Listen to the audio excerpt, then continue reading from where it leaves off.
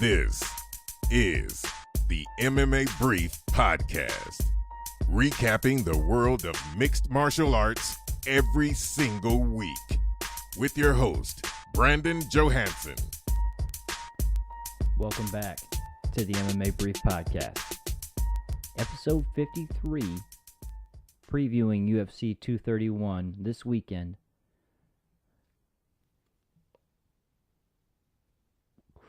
December 8th, Saturday, from the Scotiabank Arena in Toronto, Ontario, Canada. That is headlined by featherweight champion Max Holloway and Brian Ortega.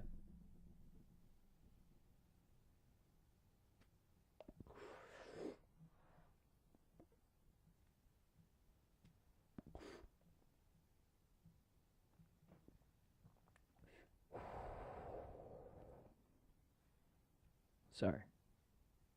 Like to ease into my fight talk, you know what I mean? Put one in the air, talk about the fights here. So, everybody wants to see Max Holloway, Brian Ortega. We've been wanting to see it for a while. And we didn't get to see it originally when it was scheduled this year. And going back one fight prior to that for the famous bus incident, Max Holloway was going to step in for Tony Ferguson and fight Khabib Nurmagomedov at 155. Didn't happen. So he didn't make it to fight day that time. Didn't make it to fight day. He had weird symptoms. People were calling it concussion-like symptoms. Water intoxication, I think I even read. No one knows. And people are concerned. I'm not sure with reason or not, but that's the fight everybody wants to see. It's the biggest featherweight fight to date. And I know there's a recency bias, but Aldo versus McGregor ended in 13 seconds. I think these guys are going to go to war for more than that. And at the end of it, it's going to be the two best featherweights at their time for the time being. You're going to look back at this fight and be like, that was a special one in the featherweight division. I don't know how it's going to end, but you got two really serious contenders. Great martial artists. It's going to have to be a stand-up affair, right? I mean, would Max Holloway really test that Gracie Jiu-Jitsu that's ingrained in Ortega's DNA? It's going to have to be a stand-up battle. Who knows? Who knows what's going to happen in that fight, and that's why we all want to see it. And it's not the only title fight of the night.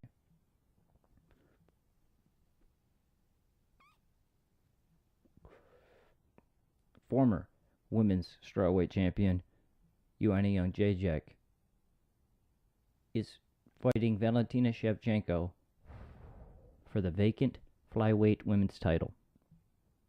They've already competed 3 times in Muay Thai. This will be their first contest in mixed martial arts. And Valentina has got the victory in all 3 previous outings. Watching the Embedded, she said that doesn't matter the rule set, she's going to win. Same opponent. So, I don't know if that means she's going to use the advantages in Muay Thai to beat her or what. But that's going to be a great fight, and we're going to have a new champion crowned this Saturday. That's a guarantee. It's not always guaranteed that a title is going to change hands. You look at UFC 217, where we had TJ beat Cody, Rose beat Joanna, and then GSP beat Bisping. 3 titles changed hands in one night. That's pretty crazy. We know for a fact one title, someone's going to walk away with the title. Someone who's not the champion. So that's what's interesting about this women's flyweight championship bout. But there's a lot of other stuff right now I'd like to get into because you got Renato Moicano on deck right now. He was supposed to fight Mirsad Bektic.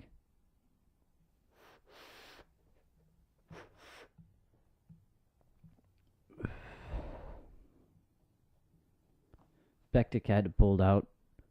FlowCombat.com was the first to report that on November 15th. UFC recently has said, we're keeping Renato Moicano on the card in case there is something that prevents either Brian Ortega or Max Holloway from fighting on Saturday. Moicano will step in, and there will be a featherweight championship bout in that headlining spot. So, hopefully we don't need him. There's a long-standing joke on Twitter, the GOAT, Artem Lobov, was like, I want to fight him. I want to fight him. So, I don't think he's going to get the fight. It's fight week. I don't think he's going to get it, but he threw his hat in the ring. I think that's what the expression is. Threw his name in the hat? Maybe. Point is, another good contest in women's MMA. Claudia Gadelha versus Nina Ansaronoff. And I believe Nina is Amanda Nunes' partner. So Amanda will probably be in her corner, and tough matchup against Claudia. I'm interested for that fight, obviously. And then just kind of going in order of how the UFC has these fights put out. They always shuffle around at the last second, but Jimmy Poster Boy Manawa. He's lost two straight. Go back 4 fights. Really great knockouts of Corey Anderson and Ovin St. Peru. And then 2 fights ago against Volkan Ozdemir, gets caught in the clinch, basically just gets bum rushed, rocked, tossed to the ground, smash in the first round. So he went back out, had a rematch, but with Jan Blachowicz, and kind of didn't get the better of the striking. Jan got the better of the striking. So they lost by decision. So he's been knocked. He had 2 awesome knockouts. Everybody was talking about him. He was basically talking shit to Daniel Cormier, saying he'd knock him out. And then Volkan Ozdemir ran right through him, came back and lost a decision in that return fight. So he needs a win, is basically what I'm getting at, to stay at the top of that division. And 3 losses in a row doesn't look good. Fighting a tough guy in Thiago Santos. Big wins and some fights. He's moved up a division now. He used to fight at 185. He used to be an absolute savage. I mean, he's got some really good knockouts on his highlight reel. He's a very dangerous fighter, so that one I like a lot. Jimmy Manawa versus Thiago Santos. Could be a barn burner, potentially. I don't know. Never know how the things fold out. But the next fight, Gunnar Goonie Nelson? Gunnar Goonie Nelson? However it's pronounced. He's got a tough test in front of him with Cowboy Oliveira. Oliveira's coming off of that submission win with Carlos Condit. I think really shocked everybody. But he's been up and down in his career, and Gunnar's coming off that knockout loss to Santiago Ponzinibbio. So Oliveira on a win. Nelson trying to get back in the win column. Caitlin Chukagian versus Jessica Evil Eye. It's a good contest. Absolutely. Very interested in where the outcome of that fight leaves the winner. And Eric your boy Anders returning after not too long ago.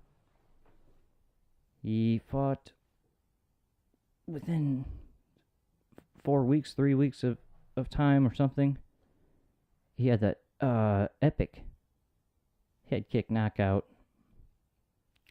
And then he took a fight on short notice against Thiago Santos and basically retired to exhaustion. It wasn't really a clean knockout or anything, but before that, he lost to Lyoto Machida, so he's lost 2 out of 3. Doesn't want to lose here, and he's been talking a lot of crap to Canadian Elias Theodorou, the main event, as he's known online. If you watch Invicta fighting, he's their ring guy. So I really like his whole gimmick, and if you're a good-looking fella and you can make some money doing it, I'm not hating on you. But it's a tough fight against Eric Anders, so must win for Anders, I believe. Make or break right now. Not to say his career's over, but he punched up and said he wanted Lyoto Machida. He got that fight, lost by decision. Had a tough fight and ended up coming out with that head kick knockout, and then loses to Thiago Santos. So he needs a win against Elias Theodorou.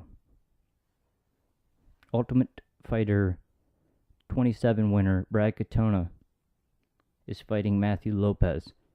And Lopez is coming off of 2 knockout losses in a row. So, he's dangerous. Got somebody caged. They're potentially going to lose their job. And the way that Lopez can use this as motivation is they're trying to feed me to this guy, that they're high on. They think that, are you going to try to take my job? So, that's an interesting matchup. Kyle Bochniak making his first return since that Zabit fight. We all remember he had tremendous heart. Was a game opponent. Took a lot of shots. Was still in his face all the way to the end of that fight. Very memorable. And he's fighting Hakeem Dawodu, which I looked a little bit more into Hakeem Dawodu. Kind of came up through the World Series of Fighting. Started his career 5-0 with 5 knockouts. He got a draw. Fought to a draw in the World Series of Fighting. And then won a decision against Steven Siler. Made his UFC debut. 7 wins. 1 draw. 6 of those being knockouts. And he gets choked unconscious 39 seconds into the fight. Bounced back and had a unanimous decision win over Austin Arnett in his last fight. So I knew a little bit about Bochniak. Wanted to learn a little bit more about Dawodu. I wouldn't count him out. He had a rough start to his UFC career. But he's already proved that he can beat pretty good people in other organizations. So I wouldn't let one fight define him. And I think that's going to be a good scrap, Kyle Bochniak versus Hakeem Dawodu. And Dawodu is a Canadian fighter as well. So I think the first 6 fights feature Canadians, and then no Canadians on the main card, but it is in Toronto. And continuing, we got Olivier Aubin Mercier. Hope I said that right. I'm not French, I'm sorry. Olivier Aubin Mercier?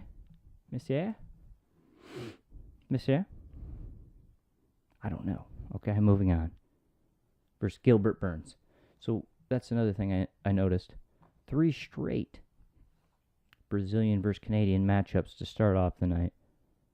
And this is the last of the early prelims here. Burns is coming off a KO loss to Dan Hooker. So he's trying to right the ship.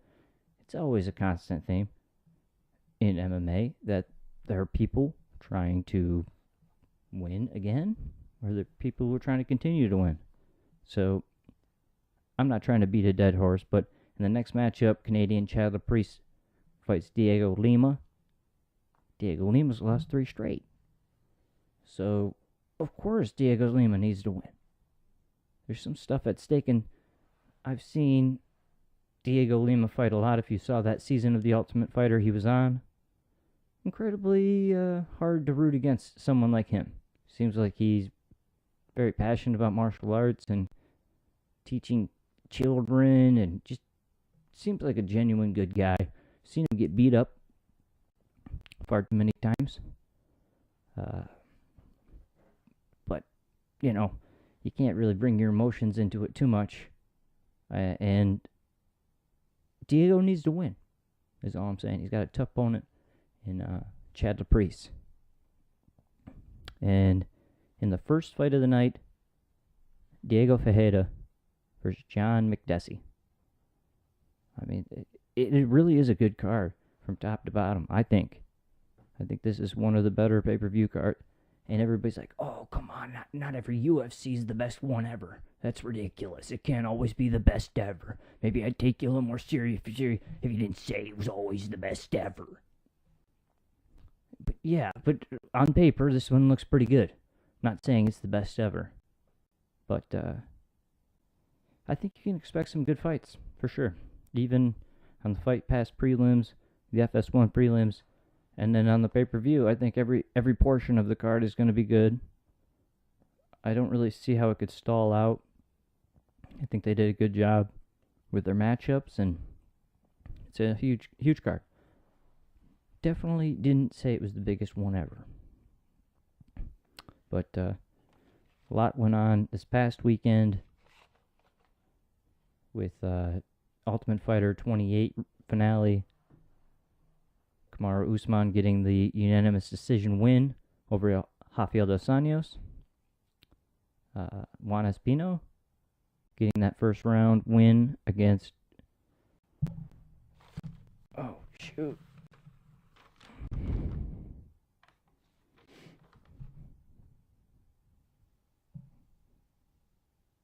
Justin Frazier.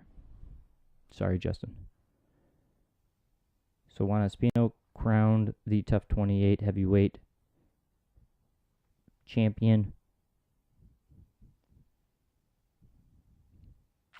And it was such a busy weekend.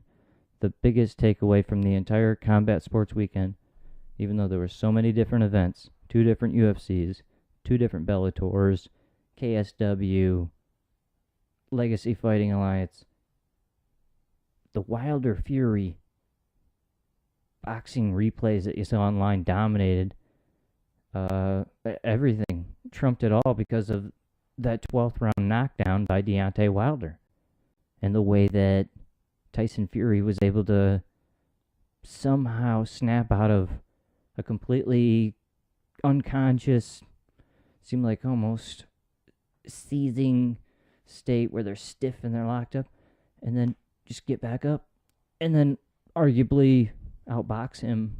Well, I don't think that's arguably, but he outboxed him the rest of the round, as if he wasn't like completely fucked up, you know. So that was really special this past weekend. We all knew that we were going to be in for more fights than we even asked for. And nobody wanted, I forget the total, but it was way too many. Way too many fights this past weekend to actually be able to soak it all in.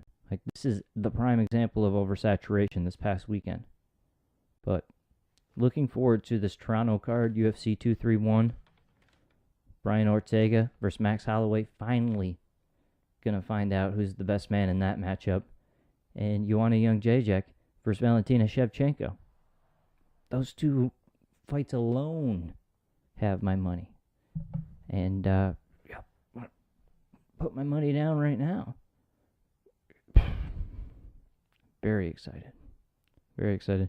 And that Jimmy Poster Boy Manor versus Thiago Santos, I think that one really just has... I think that's going to be... the hammers are going to be thrown, and it's going to be the first guy who gets clipped. because no disrespect to either of them, but that's kind of how they fight. They go out on their sword or they don't, or they put someone out, Jimmy Manoa touches people and they